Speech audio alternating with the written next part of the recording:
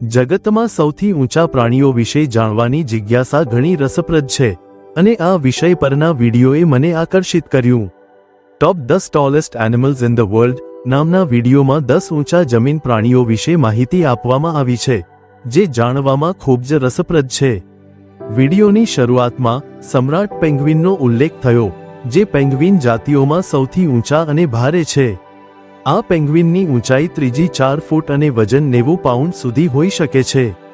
આ પ્રાણીઓ એન્ટાર્કટિકાના ઠંડા વાતાવરણમાં જીવંત રહેવા માટે જાણીતા છે અને તેમની સામાજિક રચના પણ ખૂબ જ જટિલ છે.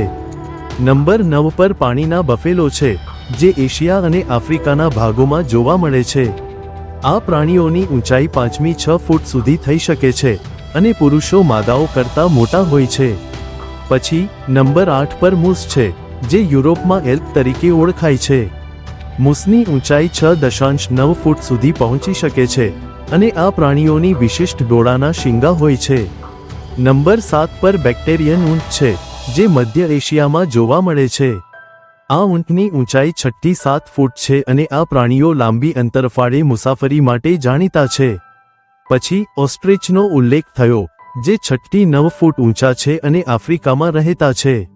ઓસ્ટ્રિચો ઉડતા નથી, પરંતુ તેઓ ઝડપથી દોડવા માટે જાણીતા છે. વિડીયોમાં બ્રાઉન રીંછને ધ્રુવીય રીંછનો પણ ઉલ્લેખ કરવામાં આવ્યો છે. બ્રાઉન રીંછ 10 ફૂટ ઊંચા થઈ શકે છે, જ્યારે પોલર બેર પણ 10 ફૂટ સુધી ઊંચા થાય છે. આ બેરો તેમના વિશિષ્ટ શરીરના રચનાને કારણે ઊંચા થઈ શકે છે. એશિયન અને આફ્રિકન હાથીઓ પણ આ યાદીમાં છે.